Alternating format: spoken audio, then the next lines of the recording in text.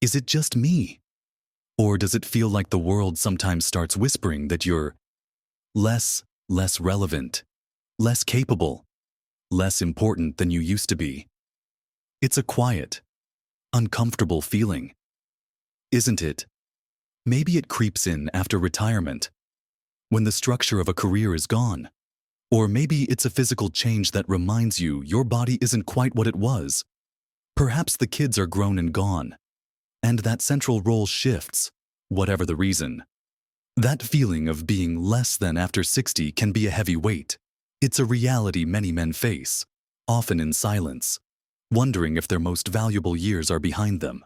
But what if that feeling isn't a truth, but just a perspective? What if there's a secret to unlocking a sense of purpose, value, and strength that has nothing to do with age or past accomplishments? In this video, we're going to explore how to challenge that feeling and rediscover your significance, not by clinging to the past, but by embracing the incredible potential of this stage of life. We'll look at practical ways to shift your mindset and actions to feel more alive, more capable, and more valuable than you might have thought possible. Watch to the end for something that will surprise you. This feeling of being less than isn't some personal failing. It's often a result of major life shifts that commonly happen around this age. For so long, for many men, identity has been tied closely to work, to being the provider, to being the one with the answers, the one in charge, the one whose presence commanded a certain respect or had a clear function within a system. When that system changes, retirement, perhaps the structure that defined your days and, in many ways, your sense of self, is suddenly gone. It's like the scaffolding is removed, and you're left wondering what the building is without it. On top of that, there can be physical changes, aches and pains that weren't there before, a bit less stamina, maybe a health scare. These reminders can feel like a betrayal from your own body, reinforcing the idea that you're slowing down, breaking down, becoming less capable, and society doesn't always help, does it? There's often a narrative that puts youth and peak productivity on a pedestal, subtly suggesting that older age is a decline into irrelevance. It's a lot to navigate, and it's perfectly understandable to feel knocked off balance by it. But here's where we start to challenge that narrative. Your value isn't, and never was, solely tied to your job title, your physical strength, or your ability to provide in a purely financial sense.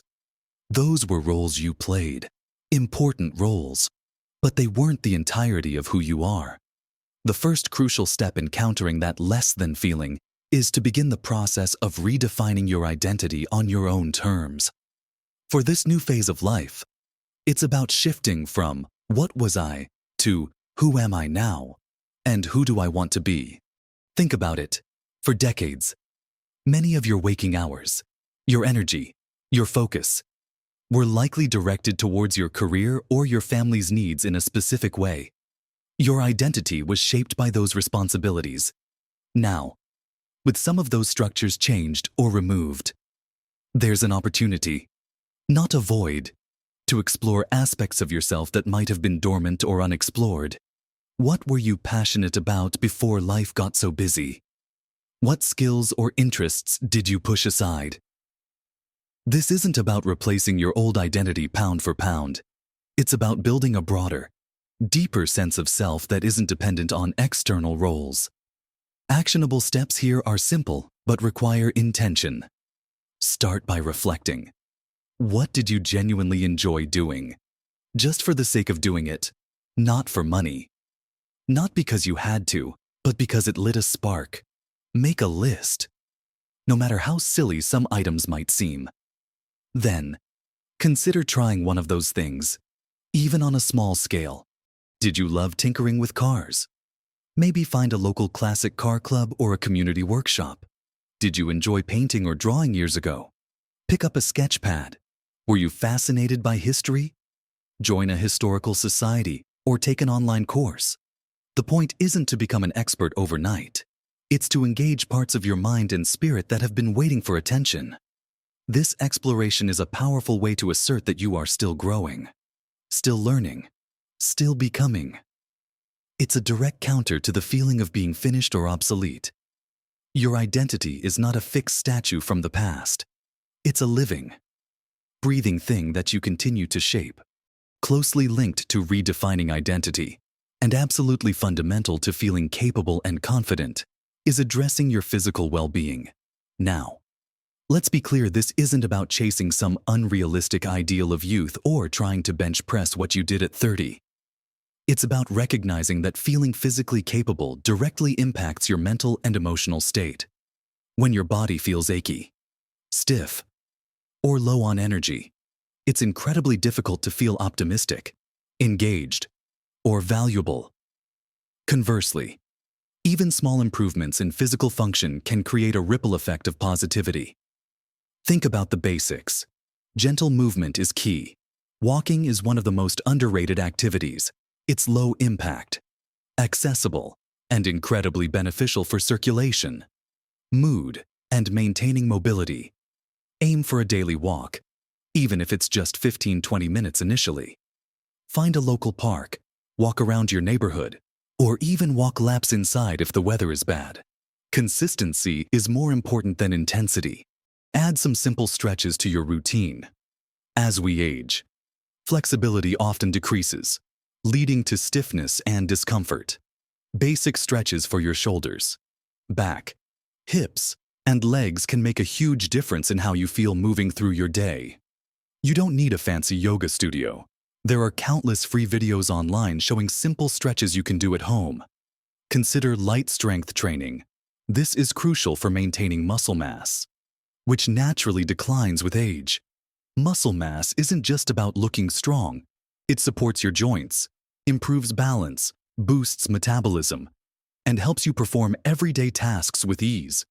You can start with bodyweight exercises like squats, even just standing up and sitting down from a chair, wall push-ups, or using resistance bands. Again, start small and focus on proper form. Hydration and simple nutrition play a huge role too. Sometimes, feeling off or low energy is simply due to not drinking enough water or not getting enough basic nutrients. Focus on eating balanced meals with plenty of vegetables, lean protein, and healthy fats. It doesn't have to be complicated or restrictive. These physical habits aren't about vanity. They are about maintaining your independence, your energy levels, and your ability to actively participate in life. Taking care of your body is a profound act of self-respect, and that feeling of being capable in your own skin is a powerful antidote to feeling less than. Now, even with rediscovering interests and taking care of your physical self, there's another layer that needs attention: the internal dialogue, that often loud voice in your head. This brings us to challenging negative self-talk. The feeling of being less than often takes root and grows because we internally echo those societal messages or our own past doubts. You might hear thoughts like, "I'm too old for this. What's the point? I don't have anything valuable to contribute anymore." Or, "People aren't interested in what I have to say." These thoughts aren't facts. They are just thoughts, often born out of insecurity or past experiences. Learning to recognize these negative patterns is the first step. Pay attention to when these thoughts pop up. Is it when you're alone? When you see someone younger doing something you used to do? When you feel a physical limitation?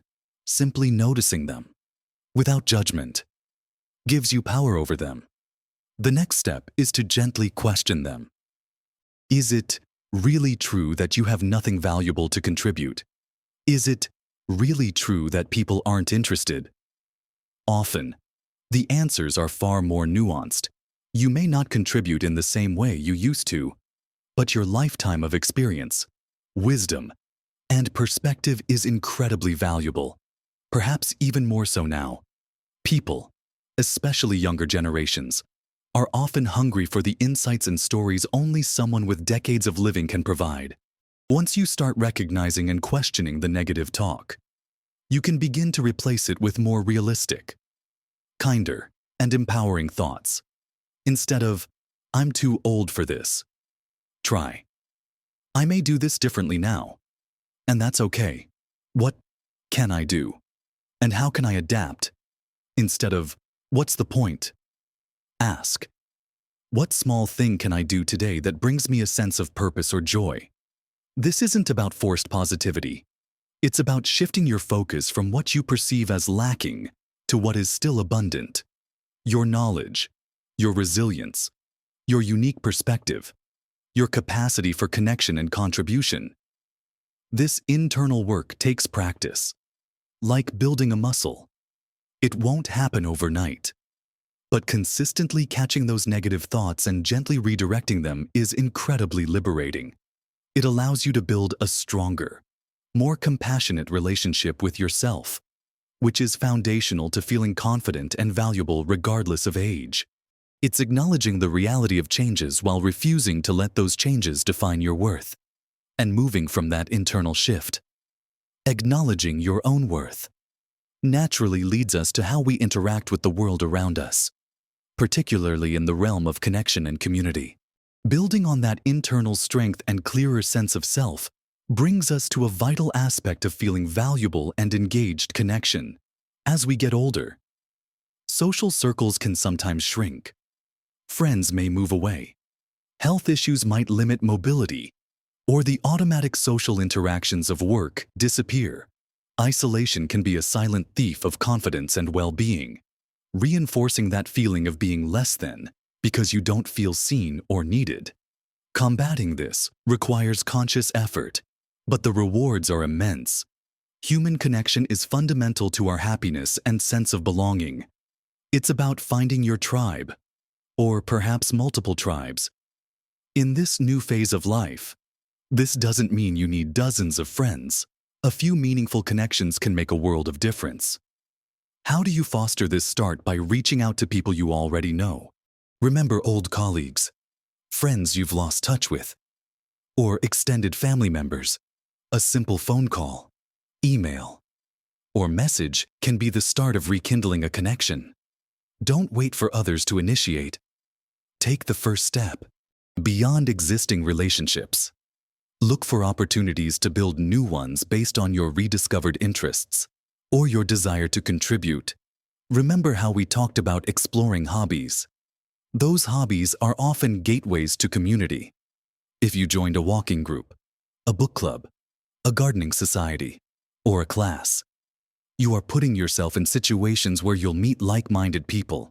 These shared activities provide an easy starting point for conversation and connection.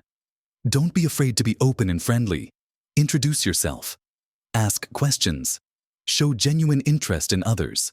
It can feel awkward initially if you're out of practice, but most people are receptive to a warm smile and a friendly word. Another powerful avenue for connection is volunteering. This ties into feeling useful, which we'll discuss more shortly, but it also instantly connects you with other people who are giving their time and energy for a common cause. Whether it's at a local school, a hospital, a community center, an animal shelter, or an environmental group, volunteering provides structure, purpose, and social interaction. It's a triple win. Think about the kind of connection you need. Do you crave deep conversations? Or are you more interested in shared activities? Are you looking for support? Or do you want to be the one offering support? Knowing this can help you seek out the right kinds of groups or individuals. And remember, connection isn't just about large groups. Sometimes, just having one or two people you can talk to honestly, share a coffee with, or ask for help from makes all the difference. This phase of life offers a unique chance to build connections based on shared interests and values. Rather than just proximity or work necessity, it's about actively participating in the human experience, reminding yourself and others that you are a valued part of the community. Combating isolation through conscious connection is a direct blow against the feeling of being overlooked or less than. It reaffirms your presence and importance in the lives of others and in the fabric of your community. Hand in hand with connection, and profoundly impactful on that feeling of value, is finding ways to contribute. For so long, your primary contribution might have been through your paid work. When that ends, the question arises, how do I contribute now? This isn't about earning a salary. It's about feeling useful, needed, and that your time and energy still have purpose. Contribution is a powerful antidote to the feeling of irrelevance. It reminds you that you still have skills, knowledge, and wisdom to share, and that these can make a real difference in the world, no matter how small the scale. Think broadly about what contribution means. It could be formal volunteering. As we discussed, local schools often need mentors or tutors. Libraries might need help organizing. Community gardens always need hands. Hospitals need volunteers to talk to patients. Nonprofits rely heavily on volunteer power. Find a cause that resonates with you, something you genuinely care about, and offer your time. This provides structure to your week, connects you with others, and gives you a tangible sense of making a difference. But contribution doesn't have to be formal or through an organization. It can be closer to home. Do you have grandchildren offering to help with childcare? Share skills like cooking or woodworking, or simply being a present. Listening figure in their lives is an invaluable contribution. Your life experience alone is a gift you can share. Do you have skills that could help friends or neighbors? Maybe you're good at fixing things, gardening advice, or navigating bureaucracy. Offering a helping hand can create strong bonds and reinforce your sense of capability. Think about mentoring. Informally or formally, you've accumulated decades of knowledge in your field, or just in navigating life. Sharing that with someone younger who is starting out can be incredibly rewarding for both of you. It validates your journey and helps shape the future. Even small acts of kindness, like helping a neighbor with groceries or just being a friendly face in your community, are forms of contribution that weave you more tightly into the social fabric and make you feel valuable. The key is to find ways to use your skills, your experience, and your time in ways that feel meaningful to you and benefit others. It doesn't have to be a grand gesture. Consistency in small acts of contribution builds a powerful internal sense of worth. When you know you are making a positive impact, no matter how modest, it directly counters the feeling of being less than. It shifts the focus from what you might have lost to what you still have to give. And you have so much to give. This active engagement, both socially and through contribution, is essential for a fulfilling life after 60. It keeps you connected, purposeful, and feeling like a vital part of the world around you. Finally, let's talk about keeping the mind active through learning and growth. One of the traps of feeling less than can be a sense of stagnation. The idea that your learning days are over and there's nothing new for you to explore intellectually. This couldn't be further from the truth. The human brain thrives on novelty and challenge at any age. Actively pursuing learning is not only a fantastic way to keep your mind sharp and prevent cognitive decline, but it also builds confidence and opens up new possibilities for connection and contribution. Think about something you've always been curious about but never had the time to explore. Maybe it's a period of history, a scientific concept, a different culture, or even just how something works. The resources available for learning today are incredible. Community colleges often have affordable courses specifically for seniors. Libraries offer free classes and access to online learning platforms. Websites like Coursera, edX, or even YouTube offer lectures and courses on almost any topic imaginable, many for free. Learning doesn't have to be academic. Have you always wanted to learn to play a musical instrument? There are tutors and online lessons available. Interested in photography? Join a camera club or take a workshop. Want to understand technology better? Find classes on using smartphones, computers, or social media. Learning a new skill, no matter how seemingly small, provides a sense of accomplishment and builds confidence. It shows yourself that you are still capable of growth and adaptation. Plus, learning often provides new avenues for connection.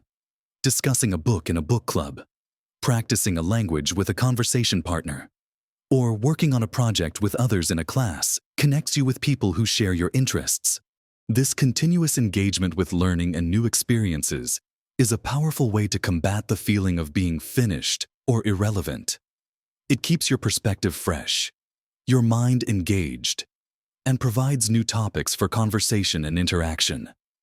It's about embracing the idea that this stage of life is not an ending, but another chapter filled with opportunities for personal growth and discovery. It reinforces the truth that you are still capable of learning, adapting, and adding new dimensions to who you are. This commitment to growth, combined with redefining your identity, caring for your body and mind, connecting with others, and finding ways to contribute, paints a much fuller picture of life after 60 than the one whispered by that less than feeling. So, we've talked about acknowledging that feeling of being less than, which is more common than you might think, especially after navigating the big shifts that often happen around 60. We've explored how vital it is to redefine your identity beyond past roles, finding out who you are and who you want to be in this new chapter. We've touched upon the foundational importance of caring for your physical self, not to regain youth, but to maintain energy, capability, and self-respect. We discussed the crucial work of challenging negative self-talk, quieting that inner critic and focusing on your enduring value and capacity. And we've emphasized the lifeblood of connection, finding or strengthening your tribes, and the deep satisfaction that comes from finding ways to contribute your unique skills and wisdom to the world around you. We also looked at how keeping your mind active through continuous learning keeps you engaged and growing. Remember, the journey to feeling significant and valuable isn't about achieving some external benchmark or proving something to others. It's an internal shift, a recognition of the immense value you already hold simply by being you, with all your accumulated experiences, wisdom, and perspective. This stage of life isn't a waiting room. It's a dynamic period ripe with potential for deeper connections, meaningful contributions, and personal growth. Small changes, consistently applied, a regular walk, reaching out to an old friend, trying a new hobby, offering help where you can make a profound difference in how you feel about yourself and your place in the world. Be patient with yourself, be kind to yourself, and celebrate the small victories. You have navigated decades of life. You possess resilience and insight that only time can bring. Your value isn't diminishing, it's changing form, perhaps becoming richer and more nuanced. And the surprise I mentioned earlier, it's this: the most powerful secret to overcoming the feeling of being less than after 60 isn't found in external validation, in reclaiming a past status, or in trying to turn back the clock. The surprise is realizing that your deepest sense of value and purpose now comes from within, from the simple, profound acts of continuing to grow, connect, contribute, and live authentically as you. It's finding freedom in no longer needing to prove yourself, but simply being present and engaged. That internal peace and active presence often lead to a sense of fulfillment that surpasses anything tied to external achievements. This is your time to live on your own terms, guided by your own values, embracing the wisdom and freedom that this age can bring. What part of this resonates most with you? What steps are you considering taking? Sharing your thoughts below not only helps you process but also helps others in this community who might be feeling the same way. Your experience matters. If this video spoke to you, please give it a like. That simple action helps more men who might be struggling find this message. And if you want more support, more ideas, and more encouragement for navigating life after 60 with confidence, purpose, and joy, subscribe to this channel. We're here to explore this incredible phase of life together. Live your best life at every age.